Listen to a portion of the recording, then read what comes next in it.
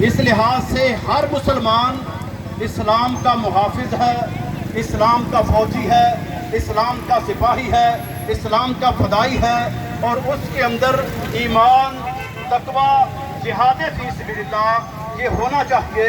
جس انداز سے ہمیں تقسیم کیا گیا مختلف پارٹیوں میں، مختلف فرقوں میں، ان تمام کا حل بھی یہی ایمان، تقوی اور جہاد فی سبیل اللہ ہے۔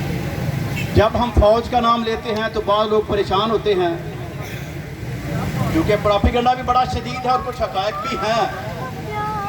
لوگ کہیں گے وہ فلاں شرابی، فلاں بدکار، فلاں، تو یہ ذہن واضح کریں، ایمان، تقوی، جہاد فی سبیل اللہ یہ ہماری فوج کا ماٹو ہے۔ اور پاکستان کیا ہے؟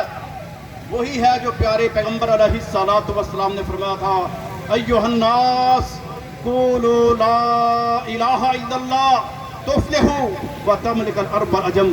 لوگو لا الہ الا اللہ تم کہہ دو، گارنٹی میں محمد دیتا ہوں کہ تم کامیاب بھی ہو جاؤ گے، عرب و عجم کے مالک بھی بن جاؤ گے۔ یہی نعرہ لگا تھا۔ پاکستان کا مطلب کیا؟ لا الہ الا اللہ۔ تو اس لا الہ الا اللہ کی بنیاد پہ آج اللہ کے فضل و کرم سے یہ اسٹیج آپ کے سامنے سجایا گیا۔ اس پر آپ نے مختلف مقررین کو دیکھا، مختلف